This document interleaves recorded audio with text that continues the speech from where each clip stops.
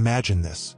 The man who once bent an entire continent to his will, the name that made monarchs tremble, is now sprawled on a narrow bed on a lonely rock in the Atlantic, clutching his belly as a thick, black liquid like coffee grounds spills from his mouth. His fingernails have turned a bluish gray. His legs are grotesquely swollen. And when the surgeon finally opens his body after death, what he finds is so shocking that hardened British physicians recoil. You think you know how Napoleon Bonaparte died, exiled, beaten, forgotten on some remote island. That's the neat story schoolbooks tell. The truth of his final weeks is far darker, so disturbing that it lived only in physician notes and eyewitness accounts for generations.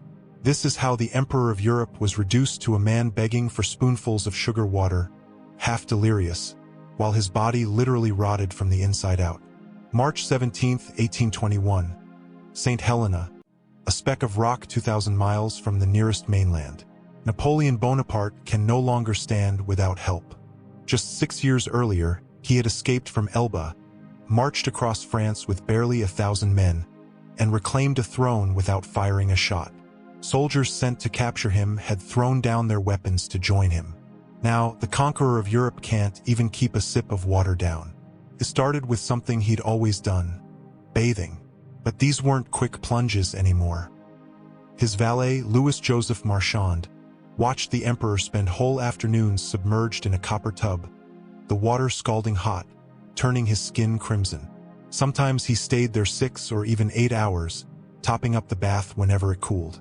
Outside that boiling refuge, every step felt as if a blade were twisting in his gut. What no one could see was the enemy growing inside him. A malignant tumor, a fist-sized carcinoma coiled around his stomach. With every heartbeat, it filled with blood. With every breath, it pressed against neighboring organs.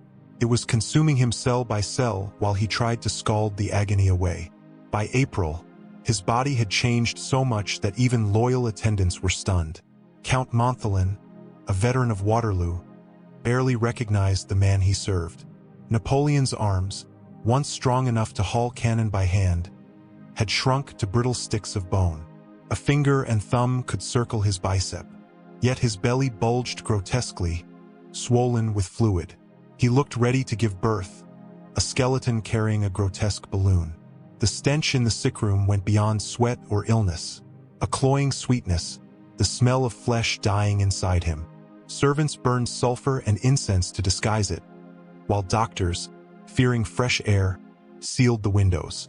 The room grew thick and sour, heavy enough to taste. On Palm Sunday, April 15th, Napoleon asked for Abbé Vinali, a priest. The man who had crowned himself emperor and once jailed the Pope now wanted last rites. "I know I am dying," he said calmly, like noting the weather. Even then, his pride smoldered. During rare lucid hours, he dictated his will with the precision of a field order, leaving money even to an assassin of Wellington. One last shot fired from his deathbed. The British doctor, Archibald Arnott, relied on the harsh remedies of his era. When the tumor blocked Napoleon's intestines, Arnott prescribed calomel, 10 grains of mercury chloride. They dosed a man whose stomach was already dissolving. The first treatment unleashed something horrific. A stool as dark as tar, reeking of blood and decay, evidence of massive internal bleeding. Arnott called it an improvement and ordered another round. By April 28th, the emperor's unmatched mind began to splinter. It didn't fade quietly. It erupted in visions so vivid that everyone present could follow the battles playing out in his head. He would jolt upright, issuing commands to phantom cavalry, plotting flanking moves on invisible maps.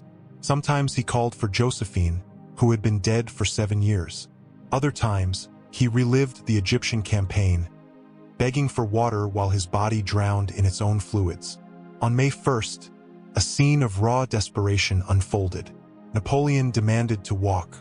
"An emperor does not lie in bed," he rasped. 2 attendants steadied him as he tottered forward 3 steps, then collapsed. His stomach convulsed so violently that they feared he'd die on the floor. Ali, the faithful servant from Egypt, caught him before he hit the ground. They carried him back, but he fought to rise, gasping, "My army? Where's my army?" For men had to hold down the once mighty emperor as he tried to review troops that lived only in memory.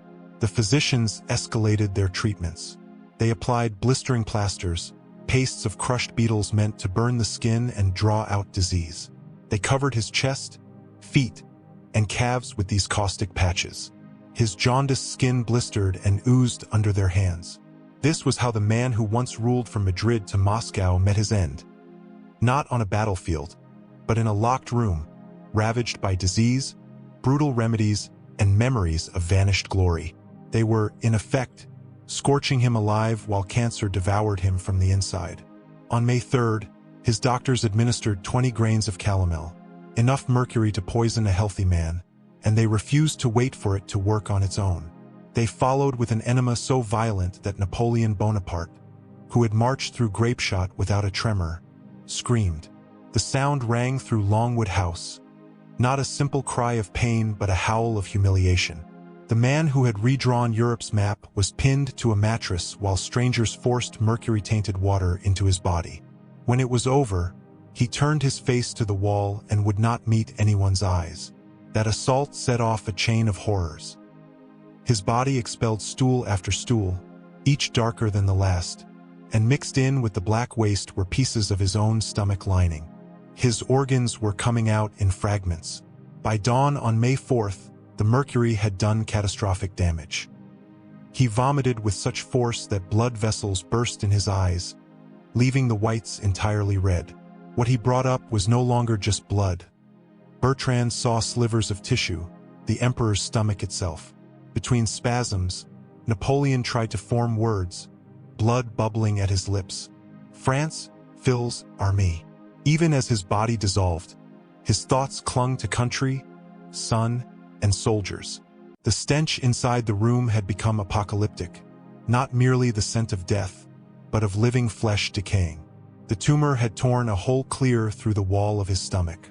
Only a fibrous adhesion to the liver kept the contents from flooding his abdomen. He remained alive with an opening large enough for a finger to pass through. At 3 in the morning on May 5th, he entered the stage doctors call the death spiral. His breathing turned to ragged bursts followed by eerie silences, as if the brain itself had forgotten how to summon air. Between hiccups and guttural moans from a ruined digestive tract, witnesses caught his last intelligible words, though none agreed on what they heard.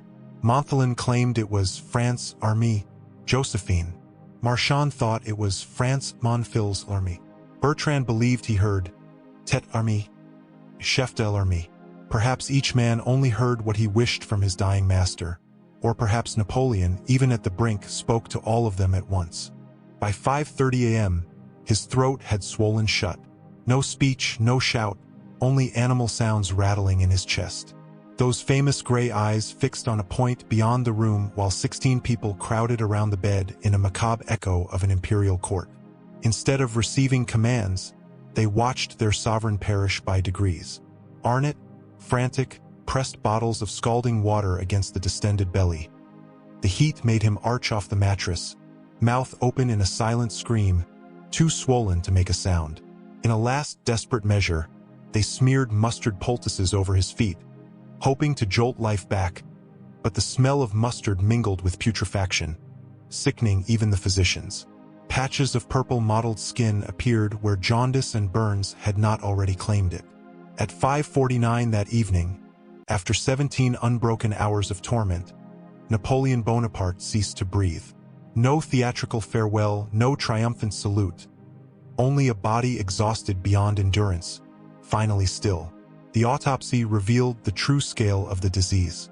When the surgeons opened him, several recoiled from the stench, sweet, rancid, unforgettable. The tumor had not merely grown.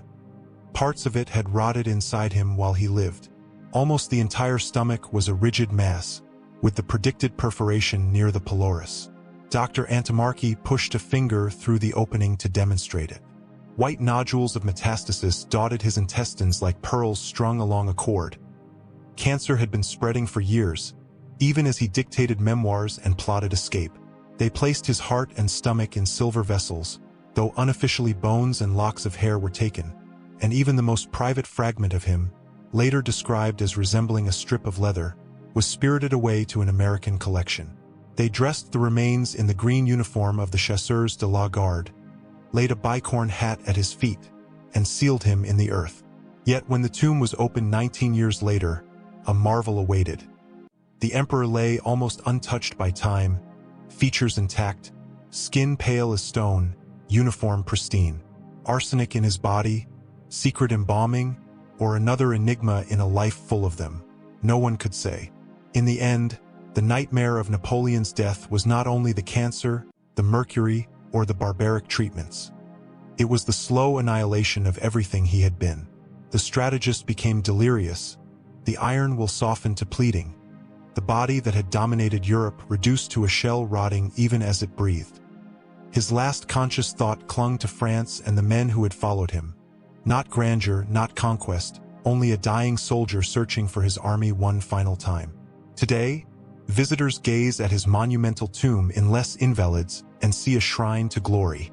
Inside lies a man who, at the end, was vomiting pieces of himself, whose bodies collapse horrified even the surgeons at his side. The conqueror who once redrew a continent could not outmaneuver the enemy inside his gut. And those last days remind us of an uncomfortable truth. Death spares no legend. If you value stories that lay bare the human cost behind the myths, support the channel. Subscribe so you don't miss the history that textbooks leave out, or tell us in the comments why you'd rather look away from what really happens when greatness meets mortality. And if you want another window into how power can end in ruin, watch the video on the dreadful final hours of England's most feared king, whose body literally burst in his coffin. A tale that echoes the emperor's fate in ways you won't expect.